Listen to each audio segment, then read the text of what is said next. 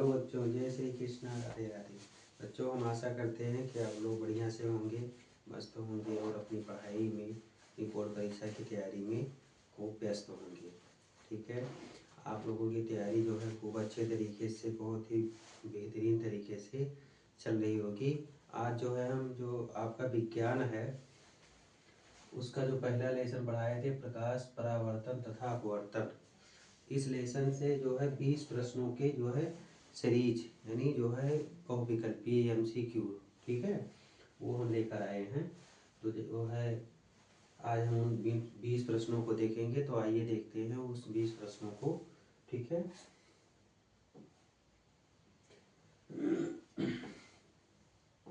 20 प्रश्न जो है इसमें जो दिए गए हैं, पहला है कि प्रकाश परावर्तन किस नियम का पालन करता है। जो प्रकाश का परावर्तन है वो किस नियम का पालन करता है। तो जो स्नेल का नियम है, नहीं, क्योंकि स्नेल का नियम किस पर कार्य करता है, अपवर्तन पर कार्य करता है। ऊर्जा संरक्षण का नियम, नहीं। अपवर्तन का नियम, अपवर्तन के नियम को ही हम स्नेल का नियम कहते हैं। तो आपका सही कौन सा हो गया, प्रकाश परावर्तन का नियम परावर्तन के नियम का पालन करता है। ठीक है। उसके बाद में दूसरा है, आपतन कोण और परावर्तन कोण हमेशा होते हैं क्या। 0 डिग्री, नहीं। 90 डिग्री, नहीं। असमान, नहीं। क्या होते हैं, बराबर होते हैं। क्योंकि प्रकाश परावर्तन के नियम में आपने पढ़ा है, ठीक है, कि जो कोण आई है वो कोण आर के बराबर होता है, यानी आपतन कोण सदैव परावर्तन कोण के बराबर होता है। ठीक है। उसके बाद में जो है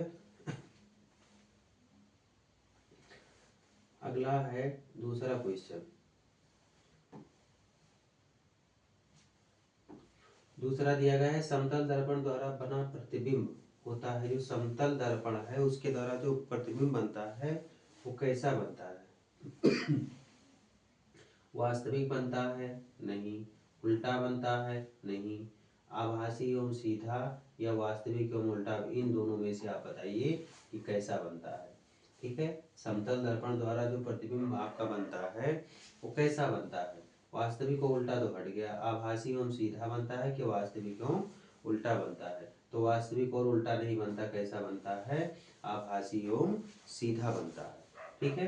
उसके बाद में है, दर्पण का ध्रुव अर्थात पोल क्या होता है। दर्पण का मध्य बिंदु होता है, कि फोकस बिंदु होता है, कि वक्रता केंद्र होता है, कि मुख्य अक्ष होता है। जो दर्पण का ध्रुव है वो क्या होता है, दर्पण का मध्य बिंदु, या फोकस बिंदु, या वक्रता केंद्र, या फिर मुख्य अक्ष। इन चारों में से जो है आपका कौन सा सही है। ठीक है, जो दर्पण का ध्रुव है वो क्या है, दर्पण का मध्य बिंदु है, कि फोकस बिंदु है, या वक्रता केंद्र है, या मुख्य अक्ष है। इन चारों में से बताइए आपका कौन सा सही है। तो मुख्य अक्ष नहीं होता, वक्रता केंद्र ये तो सी है, नहीं होता, फोकस यप नहीं है, तो है क्या, दर्पण का मध्य बिंदु। ठीक है, आपका जो है इसका विकल्प कौन सा सही है, ए नंबर सही है। उसके बाद में फिर अगला आ जाइए, जो है अवतल दर्पण का फोकस होता है। जो अवतल दर्पण का फोकस होता है वो कैसा होता है, आभासी होता है, कि वास्तविक होता है, कि अनंत पर होता है, कि ध्रुव पर होता है। जल्दी से इसका आंसर बताइए 5 नंबर का, कि जो है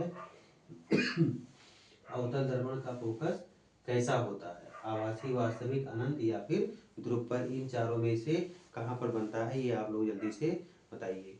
ठीक है, तो देखो, ध्रुव पर नहीं, अनंत पर नहीं बनता, आभासी नहीं होता, तो होता क्या है, वास्तविक होता है। अवतल दर्पण का जो फोकस होता है वो कैसा होता है, वास्तविक होता है। उत्तल दर्पण द्वारा बना प्रतिबिंब कैसा होता है, वास्तविक, उल्टा, सदैव आभासी, या बड़ा।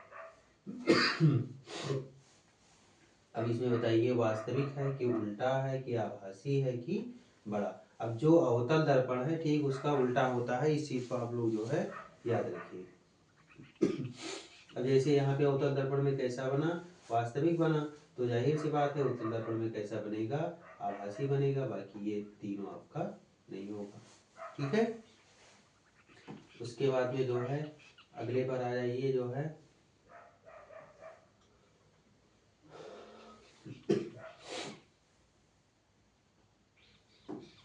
दर्पण का सूत्र।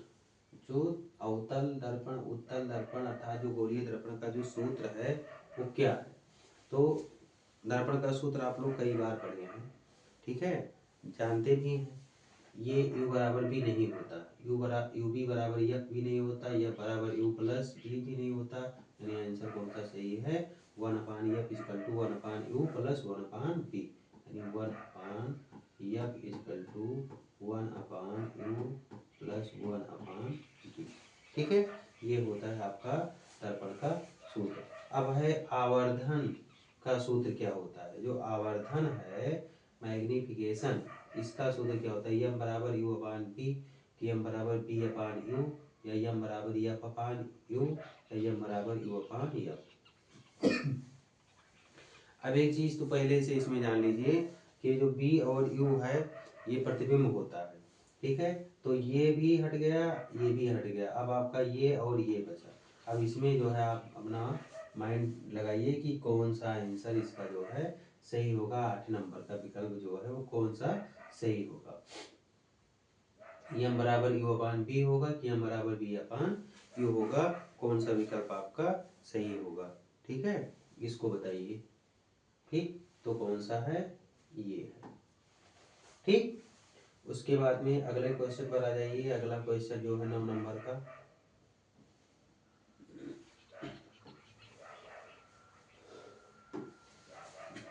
प्रकाश का अपवर्तन किस कारण होता है, गति बदलने से, तरंग दैर्ध्य बदलने से, या माध्यम बदलने से, या ऊर्जा बढ़ने से। ये हटा दीजिए, ये हटा दीजिए। अब आपको बताना है कि इसमें से कौन सा आंसर आपका सही होगा, ठीक है। तो और यानी तरंग दैर्ध्य बदलने से तो उसका कोई तात्पर्य ही नहीं है, ऊर्जा बढ़ने से कोई अपवर्तन पर प्रभाव नहीं, उसका कोई तात्पर्य नहीं। गति बदलने से नहीं, गति के बदलने से नहीं, गति बदलता कब है, माध्यम के द्वारा, ठीक। जब विरल माध्यम में प्रकाश की किरणें गमन करती हैं तो उनकी गति तेज होती है, और जब सघन माध्यम में गमन करती हैं तो उनकी गति क्या हो जाती है, धीमी हो जाती है। कांच का अपवर्तनांक सामान्यतः होता है, 1 होता है कि 1.33 होता है कि 1.5 होता है कि 2 होता है। जो कांच का अपवर्तनांक है वो कितना होता है, ठीक है। इसका आंसर आप लोग फटाफट बताइए कि कांच का अपवर्तनांक कितना होता है। तो कांच का अपवर्तनांक 1 नहीं होता, 1.33 भी नहीं होता, 2 भी नहीं होता, कितना होता है, 1.5 होता है कांच का अपवर्तनांक। उसके बाद में फिर अगले क्वेश्चन पर आ जाइए। जो है अगला प्रश्न जो है वो है अपवर्तन का स्नेल का नियम संबंधित है परावर्तन से, अपवर्तन से, विवर्तन से, परिकीर्णन से, ठीक है। तो परिकीर्णन और विवर्तन पहले काट दीजिए क्योंकि वो स्नेल का नियम उससे संबंधित नहीं है, ठीक है। तो परावर्तन से परावर्तन का नियम है, ये भी नहीं है, तो किससे संबंधित है, अपवर्तन से संबंधित है, ठीक है। जब प्रकाश विरल माध्यम में से सघन माध्यम में जाता है तो क्या हो जाता है, दूर हटता है, या विलंब की ओर झुकता है, सीधा चलता है, या परावर्तित होता है। इन चारों में से आपको बताना है कि जो है कौन सा सही है। जब प्रकाश विरल माध्यम से सघन माध्यम में जाता है तो क्या होता है, दूर हटता है, अविलंब की ओर मुड़ता है, या फिर सीधा चलता है, या फिर परावर्तित होता है। 12 नंबर का जो है बताइए क्या होता है। तो देखो, दूर हटने की तो बात ये हटा दीजिए, परावर्तित होने की बात हटा दीजिए। अब इसमें जब आप जो है अपवर्तन का नियम पढ़ते हैं तो उसमें क्या है कि जब प्रकाश किरणें किसी जो है विरल माध्यम से सघन माध्यम में प्रवेश करती हैं तो वह विलंब की ओर झुक जाती हैं या मुड़ जाती हैं। तो आपका आंसर कौन सा सही होगा, बी नंबर सही होगा, ठीक है। उसके बाद में अगले प्रश्न पर आ जाइए। जो है अगला है, उत्तल लेंस को क्या कहते हैं, अपसारी लेंस कहते हैं, अभिसारी लेंस कहते हैं, समतल लेंस कहते हैं, या गोलाकार लेंस कहते हैं। इन चारों में से आपको बताना है। तो दो तो पहले एलिमिनेट कर दीजिए जो कि असंभव है। उत्तल लेंस को क्या कहते हैं, अब आपको बताना है अपसारी लेंस या फिर अभिसारी लेंस, ठीक है। इन दोनों में से आपको बताना है। तो उत्तल लेंस को हम क्या कहते हैं, अब सारी लेंस कहते हैं, अब सारी लेंस नहीं कहते। ठीक है, अवतल लेंस द्वारा प्रतिबिंब होता है, अभी जस्ट आप इसके पहले पढ़कर आए हैं कि अवतल लेंस वो अवतल दर्पण में, ठीक है, प्रतिबिंब कैसा होता है, वास्तविक, बड़ा, आभासी एवं छोटा या फिर उल्टा। वास्तविक होता है कि बड़ा होता है, आभासी एवं छोटा होता है या फिर उल्टा होता है, इसको आपको बताना है कि कौन सा आंसर आपका सही होगा। तो वास्तविक नहीं होता, बड़ा नहीं होता, उल्टा नहीं होता, तो क्या होता है, आभासी एवं छोटा होता है। उसके बाद में अगले प्रश्न पर आ जाइए। अगला प्रश्न दिया गया है कि जो लेंस है, लेंस का सूत्र क्या है, 1/f equal to 1/b minus 1/u है, कि 1/u बराबर 1/b प्लस 1/f है, या u प्लस b बराबर f है, या f बराबर u प्लस b है। तो ये हटा दीजिए, ये हटा दीजिए, 1/u बराबर, ये भी जो है आपका आंसर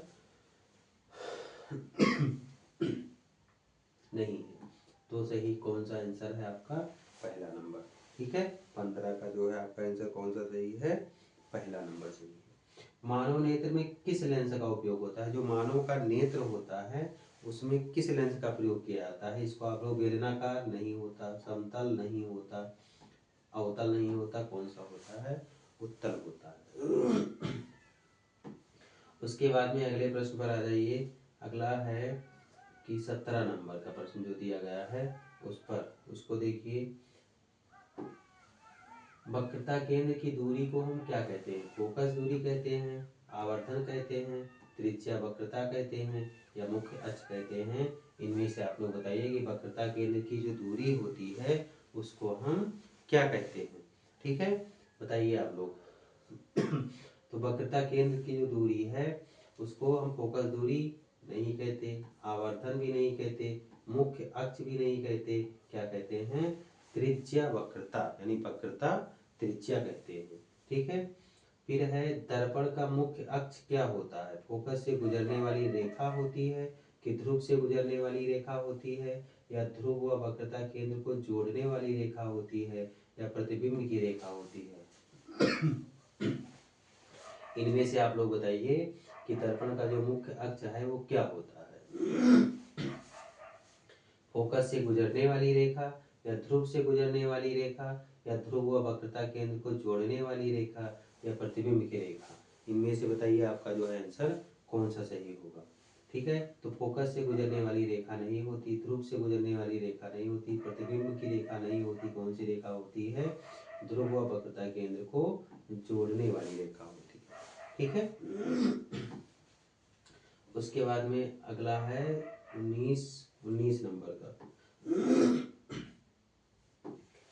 प्रकाश की गति सर्वाधिक होती है, इसको आप लोगों को पता है कि प्रकाश की गति सबसे ज्यादा किसमें होती है। इसका जो है आंसर आप लोग कमेंट बॉक्स में लिखकर बताइएगा। इसका आंसर हम नहीं बताएंगे, इसका आंसर जल में होती है कि कांच में होती है कि वायु में होती है कि निर्वात में होती है।